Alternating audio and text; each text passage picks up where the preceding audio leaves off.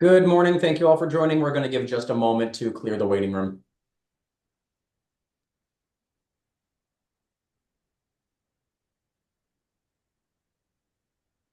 As a reminder, when you are entering from the waiting room, please do remain on mute unless or until you are providing testimony to the board.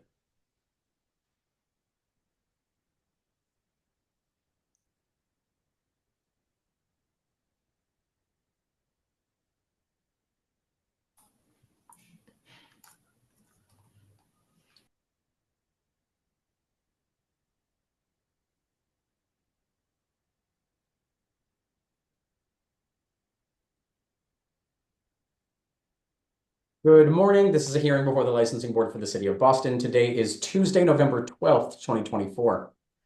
Today's hearing is being held pursuant to temporary amendments to the open meeting law. That is what allows us to meet virtually. Today's hearing is being recorded and will be posted to the city of Boston's website.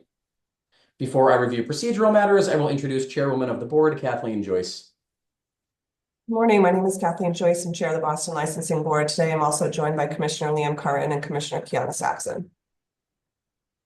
Thank you. Please ensure that your audio and visuals are working properly if you plan to provide testimony before the board this morning. I will call each item in the order that it appears on this morning's agenda, with one exception at the top. Just item number 4, Harvard Convenience, on this morning's agenda has been continued to the next available hearing. If anybody is here to testify on that matter, that will be heard on December 10th. I will call each item in the order it appears. I will then ask who is present on behalf of the licensee, who is present on behalf of the Boston Police Department, and whether there are any other individuals with firsthand knowledge of the alleged incident who wish to testify. I will then swear in all parties. After that, the police report will be read into the record, and the licensee or their representative will have the opportunity to make a brief statement, followed by questions by the chair and commissioners. All testimony will be limited only to those individuals with firsthand personal knowledge of the alleged incident. Beginning with the first item on this morning's agenda, calling item number 1, MRJ Inc., doing business as the Hub Pub located at 18 Province Street. Date of the incident, August 3rd, 2024.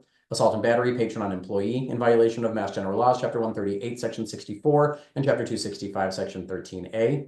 And assault and battery employee on patron in violation of Mass General Laws, Chapter 138, Section 64, and Chapter 265, Section 13A. Who is present on behalf of the licensee?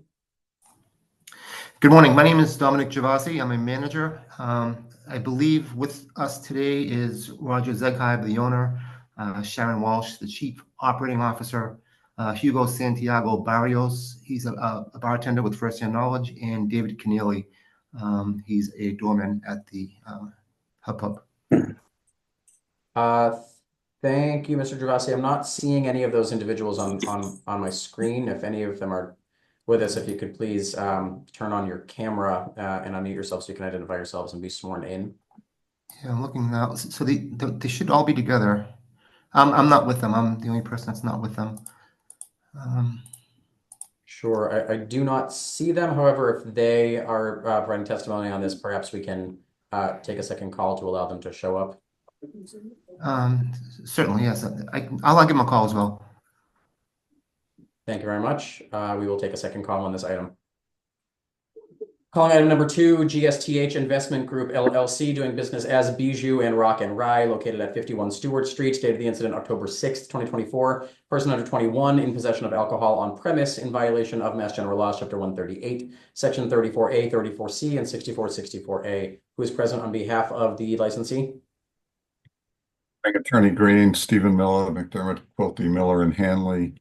Morning, Madam Chair, Commissioners Curran and Saxon. I have with me Mete Aslan and Joey Ganem, who were both on the premises during this incident. They should be listed under Bijou, I think. Thank you. I see Mr. Aslan in a car. He is on camera. I do not see Mr. Ganem. You should be on. Oh, here we go. I see him now. Thank you very much. Yep, I'm right here. Great to see you. Thank you for turning your camera on. Who is present on behalf of the Boston Police Department? Detective William Gallagher. Thank you. Are there any other individuals with firsthand knowledge of the alleged incident who wish to testify? Can you all please raise your right hand? Do you swear to tell the truth, the whole truth, and nothing but the truth? I I do. do. I do. Thank you. Sergeant Detective Gallagher, if you could please read the police report into the record for the board. Good morning. I'll be reading from the Boston Police Incident Report that I wrote on 10/6/2024 at about 1:30 a.m. Sergeant Detective William Gallagher and Sergeant Brian Dunford responded to Club Bijou at 51 Stewart Street with a report of underage drinkers inside. The callers did not identify themselves or wait for the police. Inside the premise, officers observed a young-looking female with alcohol. Thinking that the female was under 21, officers approached, identified themselves as BPD, and requested ID. Female immediately stated that she was under 21, but she was not asked for ID when she entered. Management and staff who were with officers counted the young woman's claims and stated everyone gets carded as they enter. Female was later identified as Amelia Eaton Fay, 6/2/2005, of Rhode Island, reluctantly gave officers the Rhode Island driver's license of her older sister, Mia Fay, 2/13/2002, after being uncooperative and lying to officers about how she entered the bar. Officers will seek a criminal complaint against Miss Amelia Fay for fraudulent misuse of R&B document, person under 21, possession of alcohol. In addition, Miss Mia Fay will be summoned to court for liquor assist, person under 21. Miss Mia Fay's ID will be presented at court. As a result of what officers had observed, Sergeant Gallagher issued license premise inspection notice number 020001 to Bijou for persons under 21, possession of alcohol on premise. Mr. Joe Ganem signed for and accepted the notice. That's what I have. Thank you. Attorney Miller, would you like to address the alleged incident? And was the staff cooperative? Yes, sir, they were. And you were responding to an anonymous call. Yes. Is that fairly common? Not that it has much difference, as much bearing, but is that fairly common these days, or? Not common, but we do hear it. I don't have, and this was a valid license. It was their sister's license. Is that correct? Correct. I don't have any further questions for the sergeant. Thank you, Sergeant. You're welcome. Both Mette Aslan and Joe Ganem were here, were there that night. As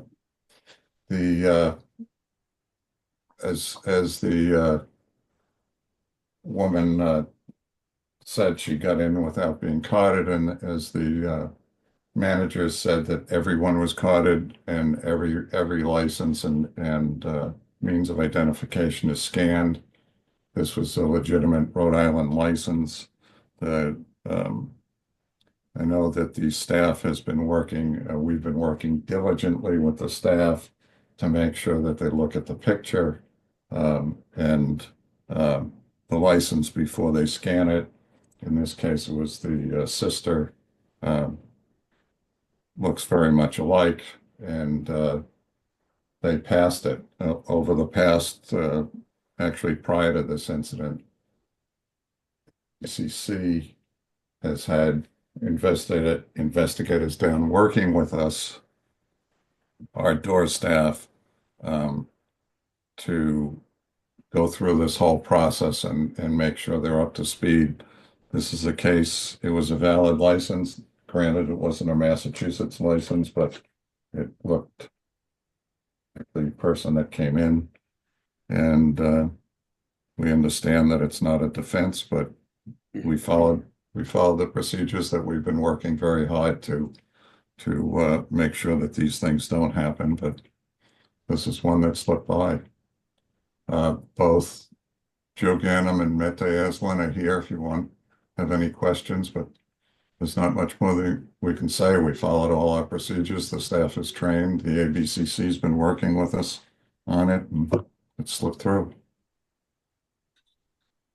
Thank you. We'll see if there are any questions at this time. Chairwoman Joyce.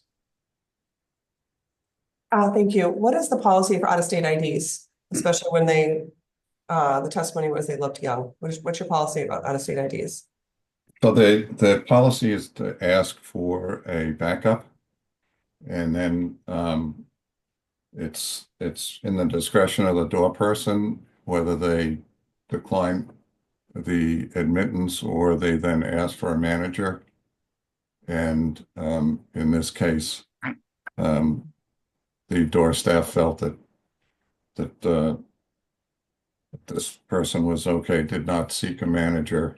They usually do on out of state. It's a policy to ask for backup, so we don't know what she showed because the only thing that's scanned is the license, but she would have showed some sort of backup, which could have been.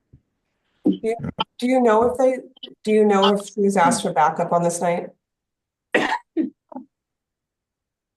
sorry, are you asking? I'm asking if you know whether or not she was asked for backup.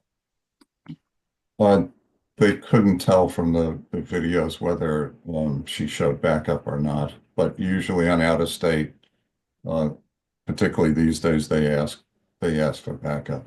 And what do you accept for backup? I tell you there. Yeah, I'm here. Seriously, sorry. Joey, what do we accept for backup? Passport, military card, liquor ID.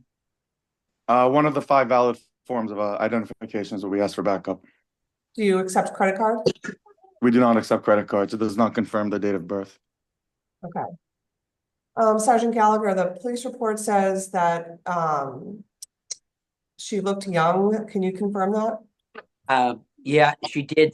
I believe she was 25, and I asked her, I said, hey, how old are you? And she gave me the wrong year. She said, I'm 24. I said, your ID scanning 25. Step out. But she didn't look 25, but you know, the older we get, the harder it is to determine how young these kids are. But you know, she did look young. I think the freshman or sophomore over at Northeastern, and you know, she didn't look 25, but she was the first person we stopped and talked to as well. That was it. You know, we didn't go in any farther than that. She was at the top of the stairs, and we brought her out. We spent some time with her, as they did, because the lies kept coming that she wasn't carded. And I know they do card everyone, so it took a while to get the truth from her. Okay, and what did the anonymous phone call say, if you remember? It said underage patrons inside. Okay. And I talked to them about that. And sometimes it's the person that did not get in thinking, Yeah. you know, I'm going to blow this place up type deal, literally. And you know, that's what we usually hear. And that's what we discussed downstairs. But, you know, when I went upstairs, myself and Sergeant Dunford found this young lady at the top of the stairs. So whether that was the reason, we'll never know because we never got to talk to the person. Okay, and just to confirm, Attorney Miller, you said you reviewed video and you weren't able to see her being identified at the door? I did not, but I believe Mr. Ganem and Mr. Aslan did the best they could to review the video. So, Joe, did you guys review the video?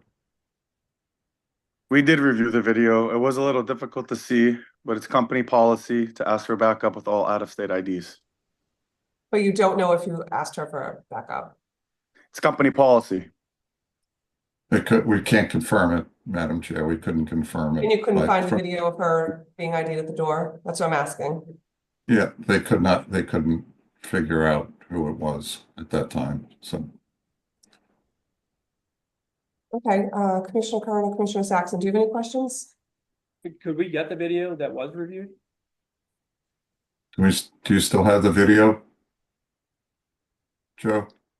I can go back think we and should- check it out. I'm not too sure. We will check, Commissioner, and if we have the video, I'll let you know and get it right over to you. Okay, thank you. Thank you. Do you know who the doorman is? Is the doorman still working there? Did you interview the doorman to ask whether he or she had asked for? Joe, did you ask the doorman if they followed policy and with everybody that night on the backups, asking for backup? Big Dave, are you still on mute? Yes, I'm here. Hey, Dave. Dave, Yes, we Sir, did. I'm sorry, you have not been identified at this point. Could you Oh, please sorry. yourself for the board? Sorry, I didn't Dave. realize Dave was joining us. Sorry. Yeah. Sure. Good morning. Yes, David one of your Smith. name for the board, please. David Smith, David security Smith, thank manager. you. Mr. Smith, could you please raise your right hand? Yes, Do you swear to tell the truth, the whole truth, and nothing but the truth? yes, I do. Great, thank you, Mr. Smith. You may please continue. Yes, we talked to the doorman, and he stated that she did provide backup. She did have quite a few once Sergeant got there. She did have a few different ID items in her bag, but the doorman did ask for backup.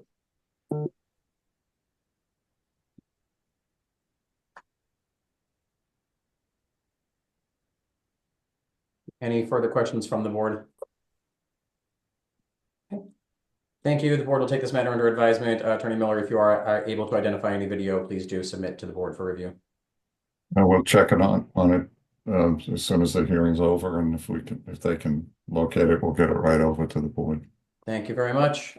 Calling item number 3, Big Causeway LLC, doing business as Big Night Live, Studio B and Play, located at 110 Causeway Street. Date of the incident, October 19th, 2024.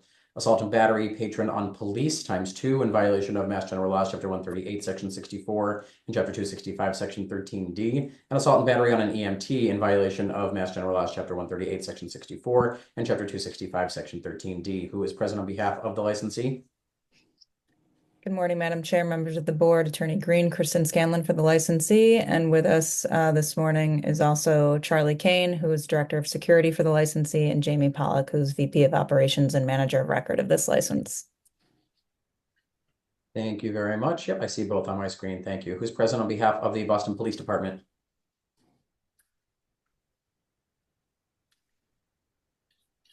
I am Detective Hernandez, and I do see the other 4 officers that wrote the initial reports. I wrote the supplemental. Yes, Officer Entwistle with the Boston Police. And Officer Christopher Rooney with the Boston Police. Sergeant Jeremiah Hogan with the Boston Police. Thank you. Sorry, go ahead. Officer Sarah Drew with the Boston Police. Officer Drew, thank you. And are there any Officer Derek Chan with the Boston Police. Officer Chan. Thank you. Officer Chan, if you are planning on providing testimony, is it possible to turn your camera on so that we can swear you in?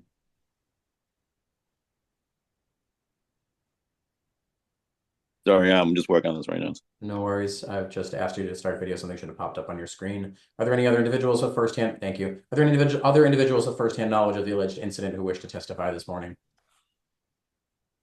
Great. Can you all please raise your right hand? Do you swear to tell the truth, the whole truth, and nothing but the truth? I do. Thank you. I know there are a number of reports that relating to this incident. Who will be beginning? Officer Entwistle. So there is a additional report just outlining the entire night that I had produced. I can start off with that if that's okay, and then we can go into the other reports that were written. Sure thing. Is that a report that has been provided to the board? I believe so. Okay, great. Yes, you may please begin then. All right.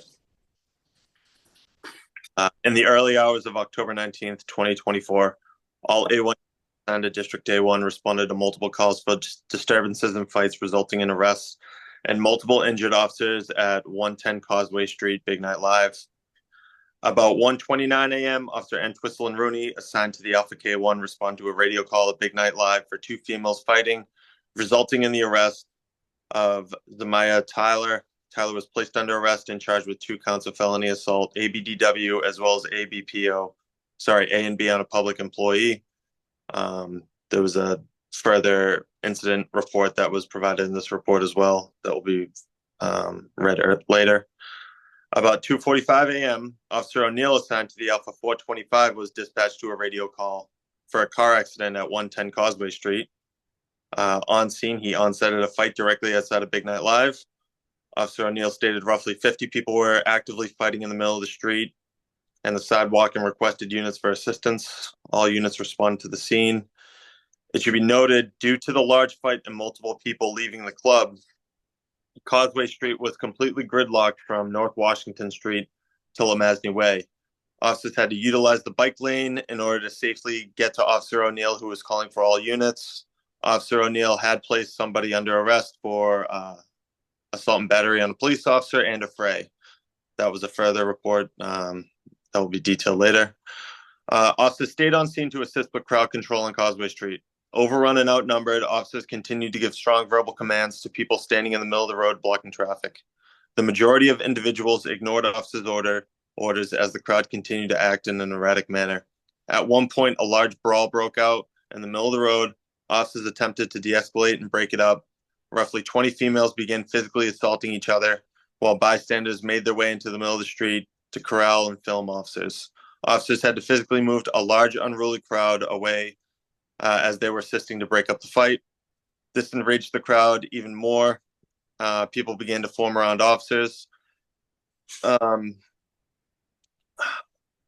Sergeant Hogan notified EDTs, the emergency deployment team, from surrounding areas to assist with us.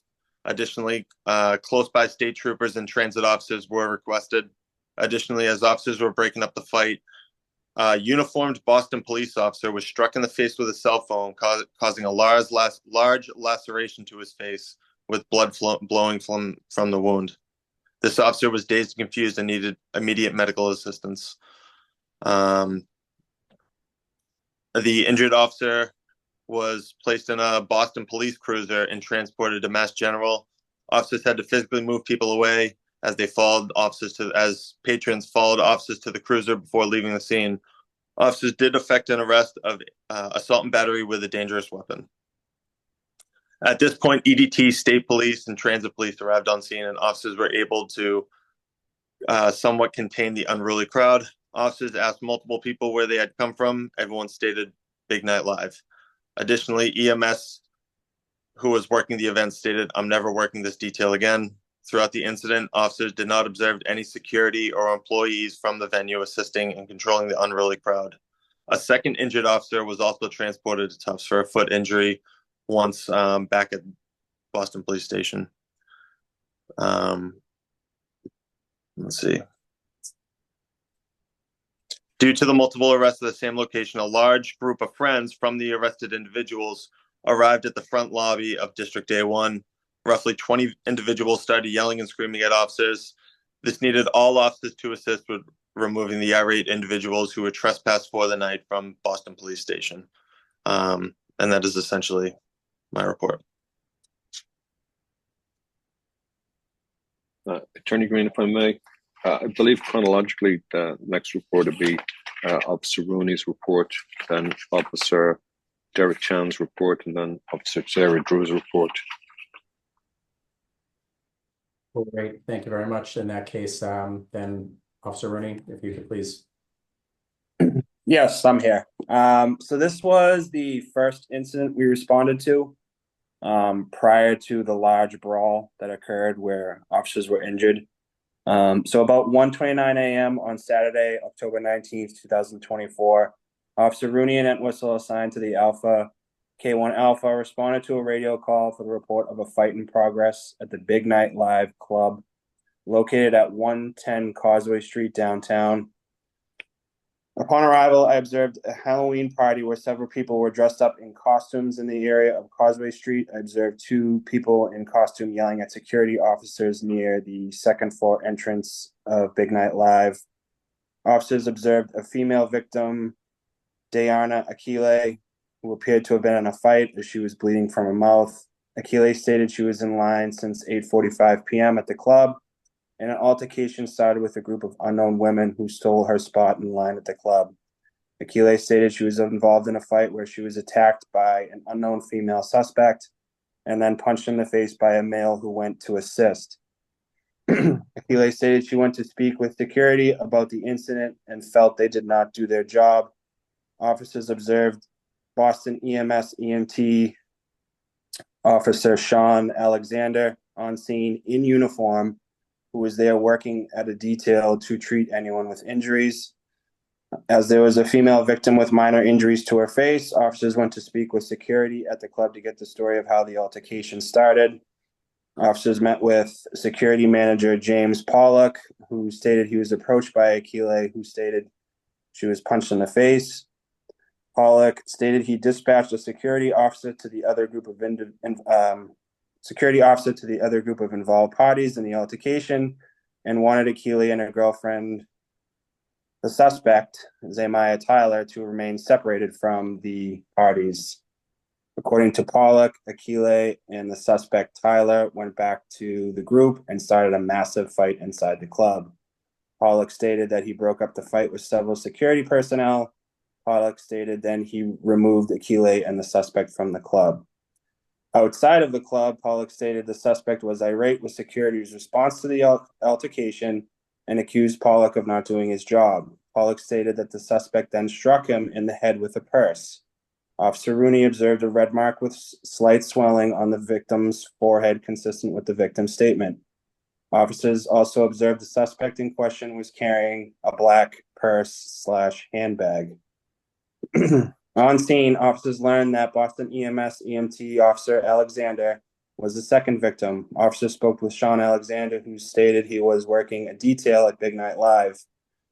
Victim number 2, Alexander, stated he went in to assist after the fight broke out and there was some minor injuries observed on scene with the involved parties. Victim number 2 stated that the suspect was irate at security and staff at Big Night Live after the fight broke out. During the removal process of the suspect from the club, victim number 2 stated the suspect struck him in the shoulder with a pair of boots. Officers observed that the suspect was not wearing but carrying tan long boots with wooden heels. Officers observed Alexander in full Boston EMS uniform with badge displayed on outermost garment. Officers radioed the patrol supervisor, Alpha 902, Sergeant Hogan, of a Code 35 violation to be completed at a later date. Based on the totality of the circumstances, officers placed the suspect, Tyler, under the arrest for the felony assaults. The suspect became irate with security and EMS's response of the fight she was involved in, and according to multiple victims on scene, retaliated on scene and struck a victim with a purse and a second EMS victim in uniform with a pair of boots.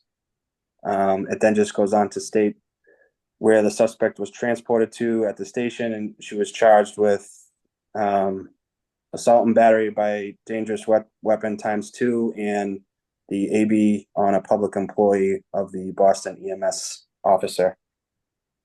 That's essentially the facts. Thank you very much, Officer Rooney. Lieutenant Troy, you said Officer Chan's report is next? Yeah, Officer Chang's report. Thank you. All right, good morning. About 2:42 a.m. on Saturday, October 19th, 2024, Officers Chan and Drew in the Alpha 101 Alpha assisted with a fight at 110 Causeway Street, resulting in an arrest. Also assisting on the scene were Sergeant Hogan, Officers Lucas, Scott, Genius, Petit, and Wessel Rooney, Lambert, Giblin, O'Neill, Tu, and Curran. Officers were on scene assisting with another arrest when their attention was drawn to the large crowd gathering on Causeway Street. At this time of night, an event just ended at Big Night Live, and this crowd was pouring onto the street and sidewalk. As officers were attempting to clear the gridlock traffic and clear the crowd, the officers observed a group of females fighting in front of the Verizon store, in which a wig was ripped off a female's head and left on the ground. One unknown female was wearing a white top and blue pants, and the other female was wearing a white top and black pants, later identified as Jasmine Maria Almeida Clark. Officer 2 immediately attempted to separate the parties and attempted to place Almeida Clark under arrest. While Officer 2 was attempting to effect an arrest, Almeida Clark swung an object which was believed to be a cell phone, striking Officer 2 in the forehead. Officer 2 suffered a deep contusion to his forehead, in which blood began immediately dripping down his forehead and into his eyes, obstructing his vision entirely. Droplets of blood were observed on the ground. As this was occurring, a large crowd began to encircle officers, placing Almeida Clark under arrest. With the entire District A1 on scene, additional units from different districts and transit police came to assist with the unruly crowd. First Sergeant Hogan, Officer 2 was transported to Mass General Hospital for medical treatment. Almeida Clark was placed under arrest for assault and battery by means of dangerous weapon and a fray. Almeida Clark was transported to District A1 to be booked. At this time, a report being written, Almeida Clark has yet to be booked due to her refusing to cooperate with the booking procedure. That's the facts. Thank you, Officer Chan. Officer Drew? Good morning. About 2:52 a.m. on Saturday, October 19th, 2024, Officer O'Neill, while assigned as the Alpha 426 Alpha, made an on-site arrest at 100 Causeway Street. After responding to a radio call for a motor vehicle accident at the above-mentioned address, Officer O'Neill was operating his marked police motor vehicle in the area of Causeway Street and Legends Way. Due to the large number of patrons that were leaving Big Night Live and flooding the street simultaneously, several calls came in for groups fighting in the North Station garage.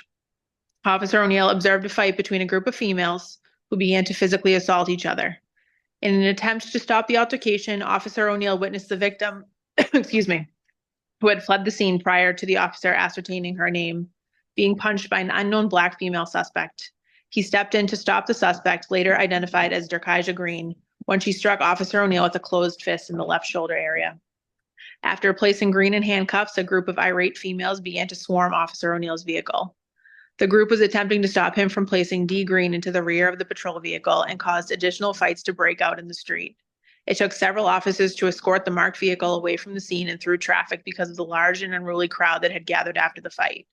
Due to the nature of the incident, D. Green's initial assaultive and aggressive behavior that resulted in a large brawl and her striking Officer O'Neill, D. Green is to be charged with affray as well as assault and battery on a police officer. And at the time that this report was written, Officer O'Neill was being treated for a foot injury at Tufts, which is why I penned the report for him. And that's the facts of the report. Thank you very much. I believe the final report is Detective Hernandez. Yes, sir. Good morning. I'm going to read a report I wrote on Tuesday, October 22nd, 2024. Lieutenant Detective Adrian Choi, Sergeant Detective William Gallagher, and Detective Eddie Hernandez, assigned to the BPD Licensed Premises Unit, responded to Big Night Live. Detectives later speak to staff regarding a prior assault and battery incident. The incident had occurred on October 19, 2024. See incident number 242-088-922. Detectives spoke to the person in charge, Mr. Matt Allen, who confirmed that he was aware of the incident and had been working that evening. Mr. Allen was informed by detectives to preserve any video surveillance of the incident. As a result of the incident, Sergeant Detective Gallagher issued license trucks inspection notice 020020 for assault and battery patron on police ×2, assault and battery patron on EMT. Mr. Allen signed for and accepted the notice. That's all. Thank you very much. With that, Attorney Scanlon, would you like to address the alleged incident or series of incidents? Yes, thank you. Referring to the first report, I believe that was Officer Entwistle. Correct. Officer, that evening you received a call regarding a fight in progress, correct? We received multiple calls that night over there, correct? With specific reference to this report and the incident at 1:29 a.m. Actually, Officer Entwistle, this might be better questions for Officer Rooney. Well, that was our call together. So Yeah. Gotcha. Okay. So with reference to the second report that was read into the record, I believe Officer Rooney read it into the record. Yes. Regarding this particular incident of a report of a fight in progress at Big Night Live, that was a radio call you received, correct? That's correct. Correct. And upon arrival, you initially observed two people yelling at security officers, correct? Correct. Yes. And EMT was on scene working a detail? Yes. And the EMT officer was one of the injured persons by a patron, correct? He was assaulted. He didn't have any injuries, but he was the victim. He was one of the victims, correct? And another victim was manager of record, security manager Jamie Pollock, correct? Correct. And you spoke with him that evening? Yes, I spoke with him. Yep. And he informed you of the details surrounding that incident? Correct. And did you observe him get struck in the head, or he informed you that he was struck in the head? No, we arrived after the fact, when they were already removed from the club. The assault, according to him, happened inside. And he told me when I spoke to him, I did observe a red mark on his forehead where he said he was struck with the purse. Okay. And the patron who assaulted the EMT officer and Mr. Pollock was arrested, correct? That's correct. Upon your arrival and throughout your duration on the licensed premises, was staff cooperative with you? Yeah. Yeah. Yeah, Mr. Pollock was the main staff person I spoke to, who's very cooperative. Thank you.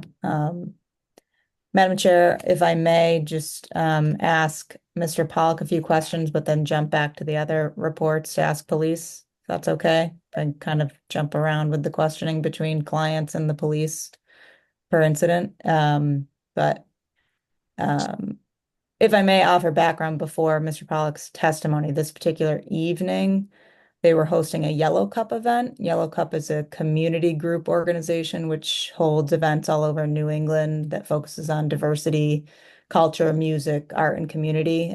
Prior to this event, Big Night had hosted them in September at this location, as well as at their other venue in Connecticut, Shrine, 3 to 4 times. They've never had any issue surrounding Yellow Cup having events at their premises. This particular event was a Halloween costume party and was a ticketed event that sold tickets on the licensee's platform through Ticketmaster. The overall capacity at the premises is 2,600 patrons. The tickets sold that night were 1,625. However, the guest count at height was about 1,550, but mainly around 1,350 that evening. So not over capacity by any means. And the staff numbers for your records on that evening were 27 security officers plus 8 security managers as well. Mr. Pollock can certainly testify to any of those questions as he was on scene, but Mr. Pollock, for the record, what is your title and how long have you been at Big Night Live and with the company? So I work for the parent company for Big Night and Big Night Live, and I'm the vice president of operations. I've been with the company 13 years. And you were working October 19th, 2024? Yes, I was. You were the one that called 911 following an incident with patrons, correct? I did. And prior to that incident occurring, any issue with the patrons referenced in the report?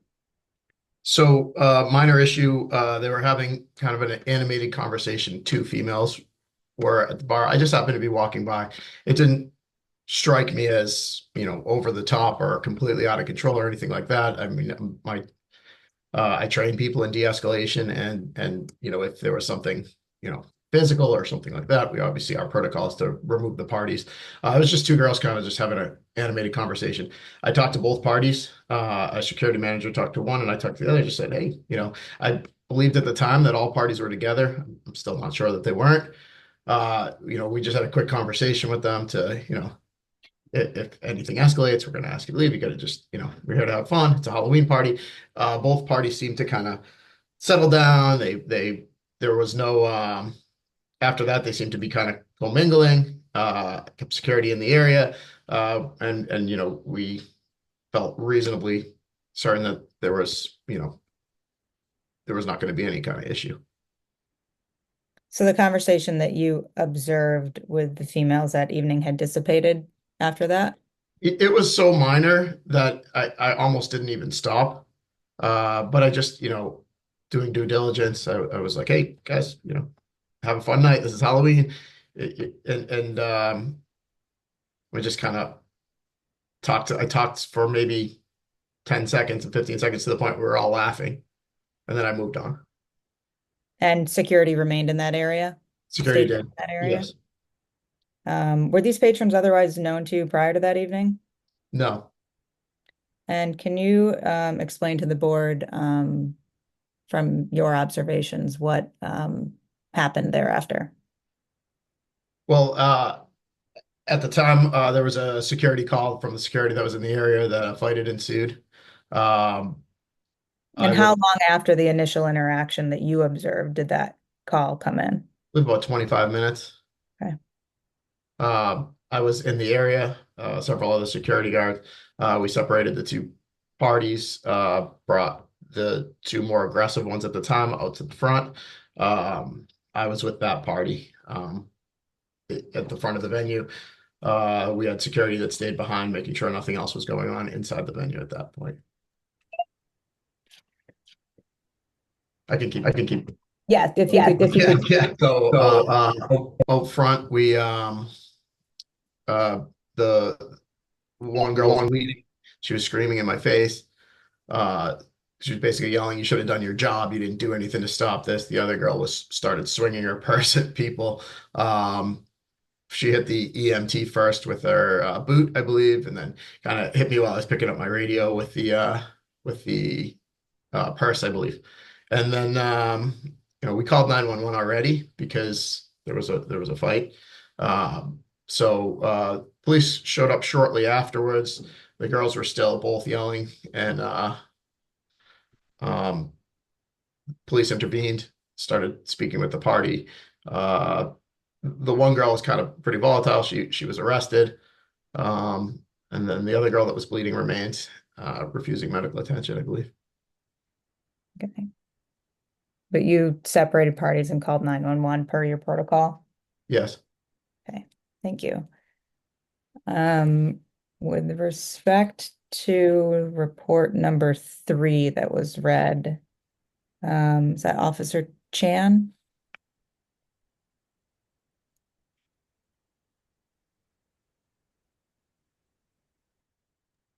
Yes, I wrote report number 3. Thank you. This particular report, you referenced an incident occurring approximately 2:42 a.m., correct? Yes. And you were on site clearing traffic and people dispersing from premises in the area? Yes, we were assisting with Officer O'Neill's arrest. So we're on the scene for that call that Officer Drew just the report that Officer Drew just read. Okay. And the fight you observed was in front of the Verizon store, correct? Yes. And that's not at the licensed premises, correct? That's on the first floor of Midnight Live. It's in the same building. But it's not the licensed premises. No. It's not in front of the licensed premises. So Big Night Lights is on the second floor and the Verizon store is on the first floor. Okay. Mr. Pollock, what time did the premises close that evening? 2 o'clock. And what's your closing procedure and dispersal policy, generally speaking? Yeah, so generally speaking, we call our last call before 2 o'clock. At 2 o'clock, lights go up, music's off. We start the exodus of people out to the main courtyard. Generally, our team has a protocol where our entire security team, we start off with, about 10 guys out front. The rest follow out as the crowd does, and we end up with all of our security and managers on the courtyard floor. At that point, when we're outside on the first level, our protocol is to escort all guests to the sidewalk. At that point, generally speaking, Northeast Security would take over, and we would bring everybody in once it's cleared. And there's, not a reasonable amount. I mean, I think we have 1,400 people. Our protocol would be, 40, 50 guests left to the sidewalk and out to the streets, and we pull our team back in. But everyone's not exiting right at 2, correct? No, it would be like, I would say 2 to 2:20 before we generally get the courtyard clear. Okay. And then how many would you say leaving about 2:20 that evening, if that was the correct time for that evening?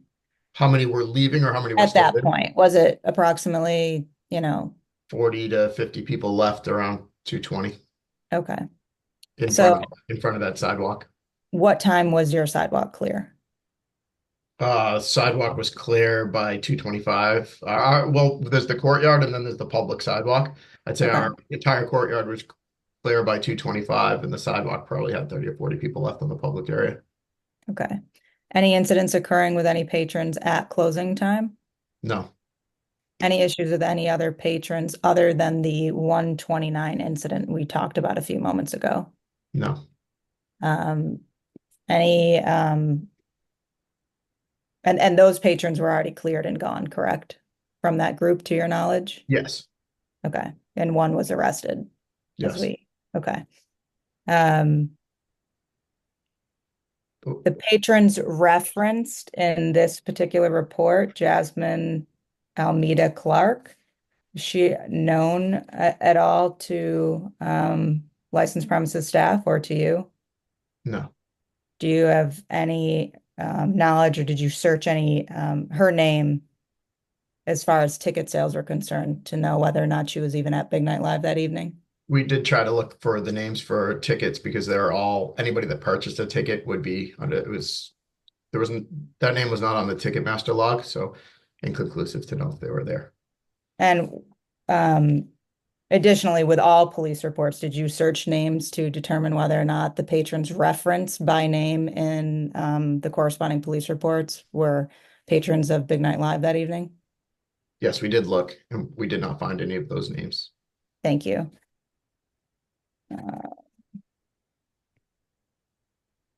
With reference to next report, sorry, bear with me.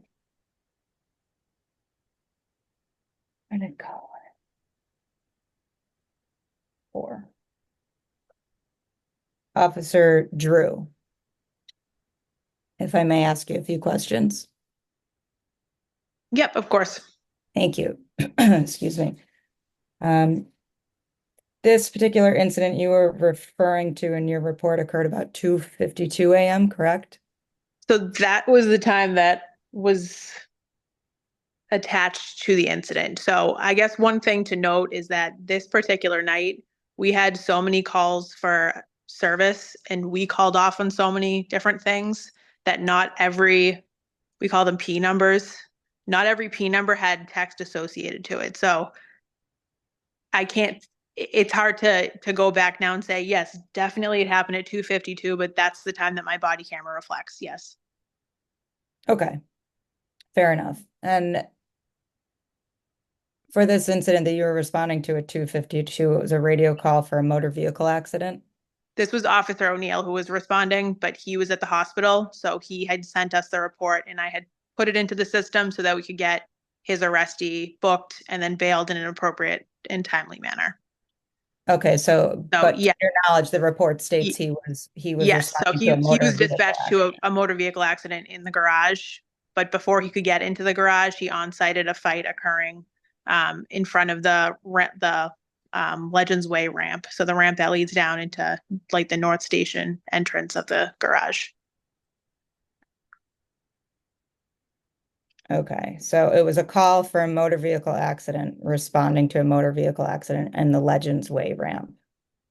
Yes, he was attempting to get into the garage, but he couldn't even get that far because of the fight that was occurring out front on Causeway Street.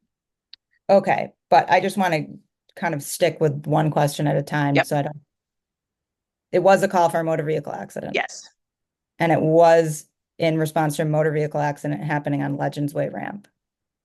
Inside the garage somewhere. I don't recall the specific floor, but inside the garage, yes. Okay, and to your knowledge, the motor vehicle accident wasn't related to any particular incidences having to do with Big Night Live or the premises or any suspected patrons that evening, correct? I'm not sure. Okay. And upon arrival to the motor vehicle accident, Officer O'Neill mentions he observed a group of females fighting. Yes. And female noted last name Green struck Officer O'Neill. Yes, while he was attempting to break up the fight. No known cause of this fight between females, correct? No. No personal knowledge of Officer Neal that you're aware of or your own that Green or any of the unknown females referenced in the report were in the licensed premises that evening? Not specifically, although many were in costume. And there are other several other licensed premises in that area that also have 2 a.m. closing times, right? Yes. But this was closer to 3 a.m., correct? Yes. Okay, thank you. Mm-hmm.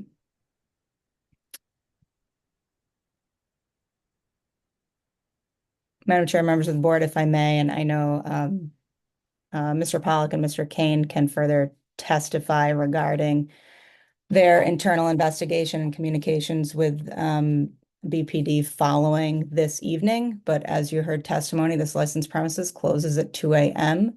That particular evening, their courtyard was clear at 2:25. We do have video that supports that. As Mr. Pollock testified to, and Mr. Kane can further testify to as well. Once they clear the sidewalk, then the Northeast security team takes over, which is hired for the area by Boston Properties, which owns that area. Their team stay out there until about 2:30 or so. Then they pull everybody inside once all is clear and people are properly and orderly dispersed from the premises. As Mr. Pollock testified, there were no issues going on during dispersal and no issues with any other patrons inside the premises that evening, besides the one incident noted at the approximate 129 police report record that would lead them to believe any future incident would happen down the road once patrons left 20 to 30 minutes later outside the premises. As Mr. Pollock testified, the crowds dissipated to less than 75 people once they were, or I think he stated even 40 to 50 people once they were leaving the premises. As per protocol and their procedure for the safety of their staff as well, once all patrons are properly dispersed, staff comes back inside to do their wind down procedures at night. At that time, crowds were going both ways on Causeway Street. One incident, as you just heard police testify to, happened down by a loading dock on Legends Way, which is not within their view or area of responsibility, and happened approximately a half hour after the last of the minimal crowd that was left on the licensed premises left that evening. The other incident happened out in the street, I believe, in front of CVS, which is across from the parking lot. Mr. Pollock can testify further to his observations of required from what he saw inside the licensed premises, as he was one of the people to call 911 on that. Again, they'd already pulled everyone in per protocol, and there's a break in time between the events and the closing and the clearing time.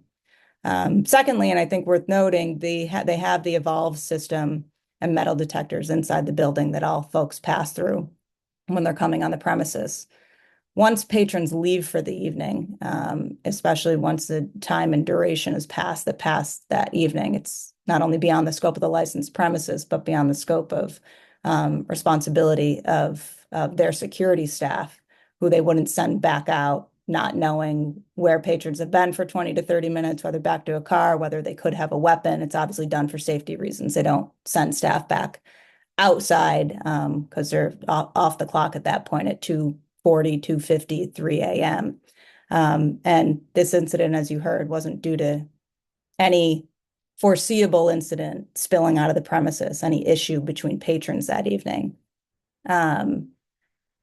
Mr. Kane can testify to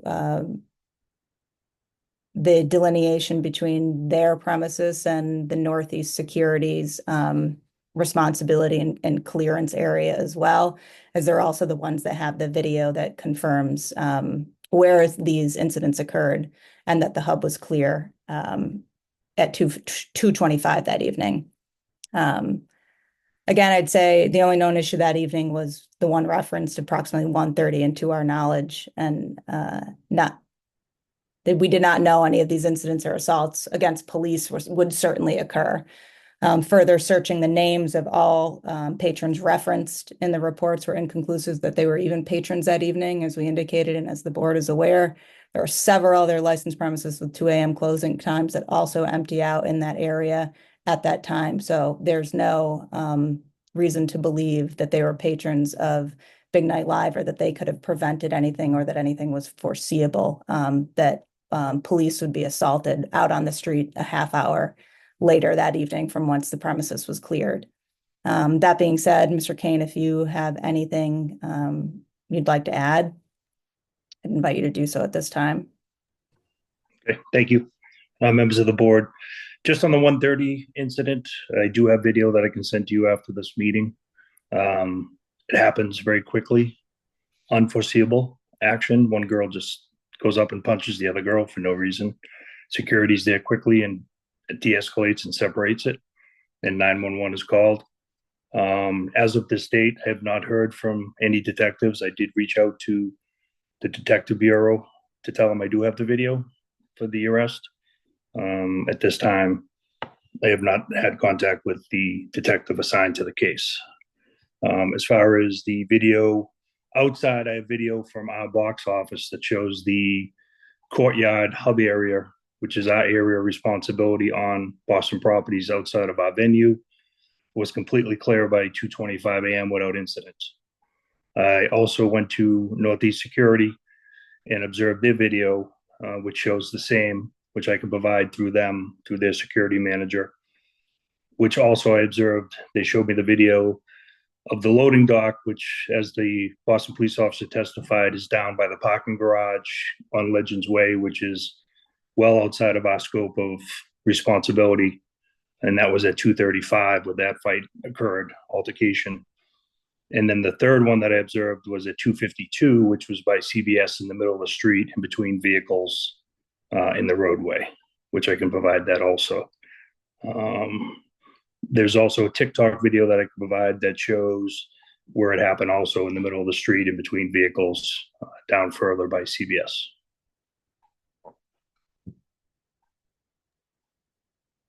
Thank you for that, Mr. Kane, and thank you, Attorney Scanlon. Anything further before we move to questions? Not at this time, thank you. Thank you very much. Chairwoman Joyce, any questions? Yeah, bear with me as I try to make sense of the notes I took. So is the testimony that there was only one fight inside this night? Jamie, you confirm? Yes, that is, Okay, and you called the police for that one? yes. Excuse me, before I forget. You could turn over the video to the board. We would like to review it, as well as, did you state that you have the Northeast Security video too? They will release it to you, to the board directly. I have to go there and observe it per their policy. I'd have to get a court order, but they will release it to the board upon my request. Okay, But I can send you our video from outside and also our video from the arrest. okay, so is the testimony from Big Night today that you dispersed everyone appropriately according to your protocols and you were unaware of anything else that happened? Not exactly. So we dispersed everyone exactly per our protocol.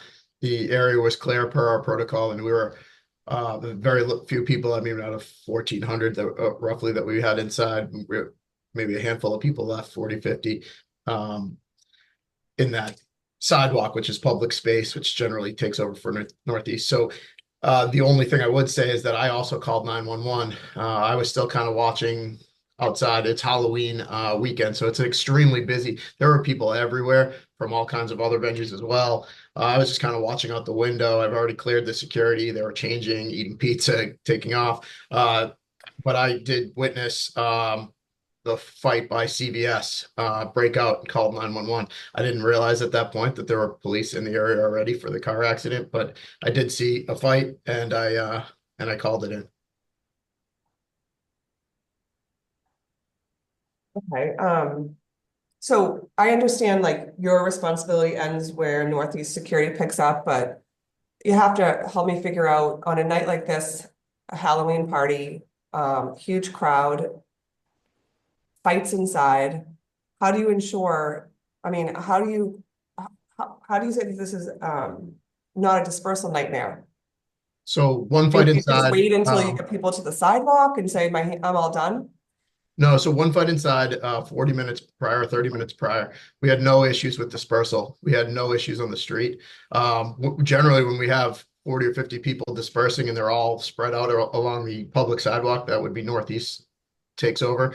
And in this particular case, there was no issues for another 20 minutes after I've already brought people inside. Generally speaking, I would never send people over to CVS or up down the street towards other venues or other places. That starts to become a risk for our staff. But I mean, we've had thousands and thousands of shows. We've never had an issue where we weren't supportive or there to make sure everything. This happened long after hours and after we've already done our due diligence. Okay. I would also like to add, I mean, we had 1,550 people there. There's 75 people out on public property, out in the street on Causeway Street, and CVS is significantly further away. I mean, we really have no authority to police those people as private security that would escalate a situation with people at that time. Okay, I'm going to turn it over to Commissioner Curran and Commissioner Saxon to ask some questions.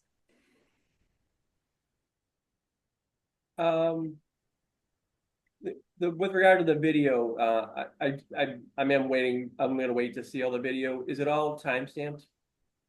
Yes, sir. Okay. Did you say you had one from like social media or something like that?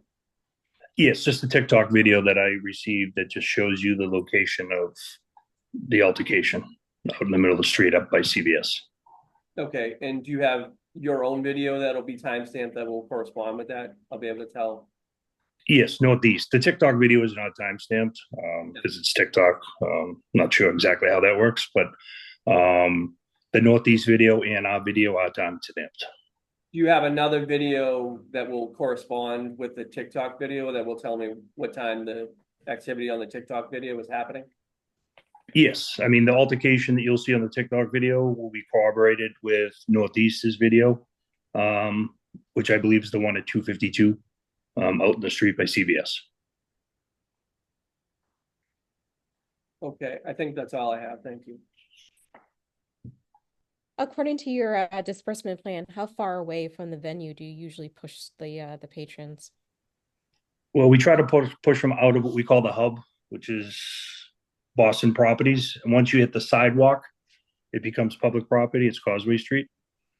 So we do go all the way out to the street and then try to push people across and to the left and right and disperse them in an orderly fashion as far as we can go in that area.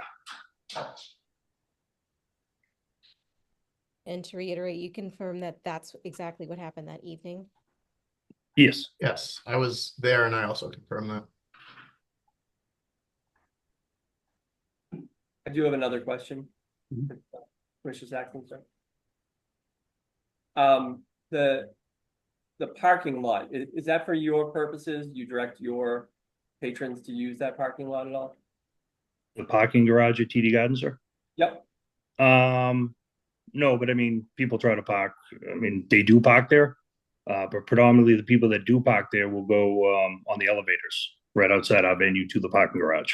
The other ones that disperse out to Causeway are usually in the, I guess I would call them satellite parking lots that are on the side streets or street parking or picking up by Ubers.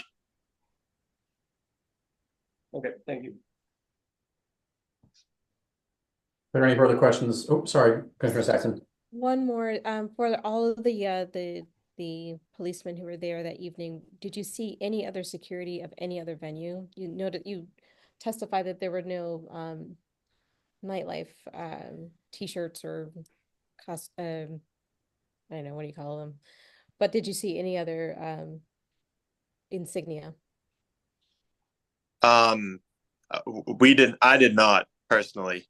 I would just like to reiterate that within an hour and a half, we effected 3 arrests, resulting in 3 felony charges and 2 injured officers, as well as Boston State and Transit Police had to respond. I just wanted to reiterate that, but there were, I did not see any other staff members in any security or anything like that assisting. Sergeant Hogan with the Boston Police. Do I have a chance to just make a clarifying statement as well? Sure, Sergeant Hogan, have you been sworn in? I have, sir. Okay, great. Yes, yeah, that's right. I was the patrol supervisor that night. I was the one who was forced to call additional units from other districts as well as transit. I just want to clarify that this was 2 weeks before Halloween, 2 weekends before Halloween. And to my knowledge, in the area, this was the only Halloween party going on. And I interviewed multiple people on the street as we were trying to clear it after we evacuated our injured officer as to what venue they had come from. And numerous people said Big Night Live. There were no other venues mentioned by anyone. at that time. So this was 2 weeks before Halloween, and I did not see costumed individuals anywhere else in our district, which covers the theater district as well as the West End. And that's the end of my statement. If you guys have any questions for me. Very helpful, thank you. Thank you. Are there any further questions from the board on this matter? We will await the submission of the videos from Mr. Kane and Attorney Scanlon. And with that, the board will take this under advisement. Thank you. Thank you. Thank you. Taking a second call on item number 1, MRJ Inc. doing business as Hub Pub located at 18 Province Street, date of the incident August 3rd, 2024, assault and battery patron on employee, in violation of Mass General Laws, Chapter 138, Section 64, and Chapter 265, Section 13A, and assault and battery employee on patron in violation of Mass General Laws, Chapter 138, Section 64, and Chapter 265, Section 13A. Who's present on behalf of the licensee? Good morning, Dominic Gervasi, a manager with the Hub Pub. Also with me is Roger Zegheib, the owner, Sharon Walsh, the director of operations, Hugo Santiago Barrios, the bartender who was working that evening, and David Keneally, the door staff. Thank you. Any of those folks mentioned, if they are planning on testifying, please do unmute yourself and identify yourself and turn your camera on. I only see Mr. Zegheib, who is not currently on camera. Okay, I think he's there now. Mr. Zegheib, I think they're all together with Mr. Zegheib. Here we go. Yes, we do see them all. Thank you very much. And you're on mute as well. Yep. Thank you. If you could all please just identify yourselves. I know who's speaking. David Keneally, door staff. Hugo Santiago, bartender. Sharon Walsh, operations manager. Roger Zegheib, owner. Great. Thank you all. Who's present on behalf of the Boston Police Department? Officer Sullivan Venezia. Detective Walsh. Thank you. Are there any other individuals with firsthand knowledge of the alleged incident who wish to testify this morning? Could you all please raise your right hand? Do you swear to tell the truth, the whole truth, and nothing but the truth? I do. Yes, I do. Thank you. Mr. Gervasi, you as well? Yes, I do. Great, thank you. Who will be reading the police report into the record? Officer Sullivan Venezia. Thank you, officer. If you could please proceed. So about 10:04 p.m. on Saturday, 8/3/2024, Officer Sullivan Venezia in the Alpha 434 Frank responded to a radio call for assault and battery report at 146 Tremont Street, Boston. Upon arrival, officer was met by a male victim, later identified as Joshua Tizalo, who stated he was assaulted inside an Irish bar. The victim stated the bar was in close proximity to Sidebar, located at 14 Bromsfield Street. The victim stated that he is autistic and was originally inside of Sidebar. The victim stated he was listening to the music artist Eminem through his headphones and singing along to it. Due to the vulgar lyrics, the victim was asked to leave by management. The victim stated he then proceeded to enter an Irish pub, later identified as Hub Pub. The victim stated once inside, the security working the front door, suspect, later identified as David Keneally, approached him and asked him to leave. The victim stated the suspect then claimed the victim spit on him. The suspect then grabbed him by the throat and threw him to the ground. The victim stated he then left and attempted to return to Sidebar, where he was then denied entry. The victim declined EMS. The victim described the suspect as a white male, 6'2" in height, weighing about 330 pounds, with a mustache and wearing a black t-shirt with jeans. Officer then responded to Hub Pub to further investigate. Officer was met by the suspect, who stated that the victim appeared suspicious based off his clothing and walking into the establishment alone. The suspect stated he asked the victim to leave about 8 times. The suspect stated the victim was refusing to leave, so he grabbed the victim by his clothing like an offensive lineman and sat him down on the windowsill by the front door. The suspect stated employees of the bar then separated the victim and the victim then walked out the door. The suspect stated the victim then continues to remain in the area. Officer then requested to speak to the manager. The officer was met by a male witness, later identified as Hugo Santiago Barrios, who stated he was the manager. The witness stated that he observed the suspect placing the victim on the windowsill and the victim then walking outside. The witness stated the cameras inside are functioning. Sergeant Downey was notified. That's the end of the report. Thank you very much. We have a supplemental as well. Yes. About 6:10 on August 8th, 2024, Detectives Walsh and Hurld responded to 18 Province Street, Boston, Hub Pub, and issued license premise inspection notice 37855 for assault and battery, patron on employee, and assault and battery, employee on patron. Detectives were directed to the Beantown Pub to meet with management. Detectives met with Director of Operations Sharon Walsh, owner William Zegaby, and manager Hugo Santiago Barrios. Management stated door staff David Keneally determined that patron Joshua Samuel Tizzolo was not going to be allowed in the establishment and refused numerous requests to leave. After Tizzolo refused numerous requests, door staff Keneally attempted to remove him by grabbing him by the clothing and removing him. Tizzolo fell to the ground and then left the establishment. Detective Walsh asked for management to provide video of the incident, but management stated the area of the establishment, the doorway where it occurred, was not captured by video.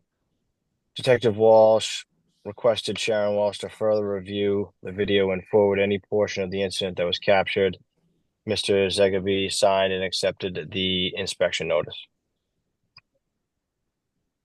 Thank you all. Would the licensee and the licensee team like the opportunity to address the alleged incident? Mr. Gervasi, I can see you speaking, but you're on mute. Thank you. Sorry about that. Yes, just quickly, I was wondering if officers stopped by the sidebar to ask them the reason for Mr. Tizzolo being removed from the sidebar. Is there any information about that? No, I did not. His own statement was that him listening to the music that he was listening to and singing along to, that was the reason why he was removed. But I personally did not speak to any employee from Sidebar. And did Mr. Tizzolo indicate that he refused to provide an ID to the door staff at the Hub Pub? Did he mention anything about not providing? No. Thank you, officer. Yes. So just to be clear, and we have Mr. Keneally here as well as Mr. Barrios, who were present that evening. Mr. Tizzolo attempted to gain entry into the Hub Pub. He never got past the front steps, so he was never really inside of the establishment. When he was approached by the doorman, asked for an ID, he didn't respond and was looking off into the distance, like over his shoulder, and like was not responding. And then when told that he needed an ID to come in, he became belligerent and spit. He was spitting on the doorman, Mr. Keneally, who then tried to create some space, got him outside, and the whole incident or encounter lasted about a minute and a half, maybe 2 minutes from start to finish. And that's basically it. He left the scene, and it's my understanding that he tried to go back into the sidebar again after being asked to leave and was refused entry a second time. I mean, but we're just hearing that secondhand. I don't know if that really happened or not. And in any event, he later called the police. And so, I mean, that's basically all we have. We don't have video of the encounter. We have 8 cameras inside of the Hub Pub. We do not have one that's outside where this incident took place, although we did add one recently after this incident. So now we have a 9th camera that's outside that hopefully would capture anything like this in the future. Thank you. Anything further from anybody on behalf of the licensee before we move to questions from the board? Anything else, Sharon, Roger? No. Okay, with that, we'll see if there are any questions. Chairwoman Joyce, any questions? Thank you. Do we know who called police? I was just trying to look at the police report. I believe it was Mr. Tizzolo. Yeah, it was the victim himself. Okay, is there a reason why management didn't call if he had spit on someone? So the incident literally lasted 2 minutes, and he left on his own. Police was called maybe an hour after everything happened. So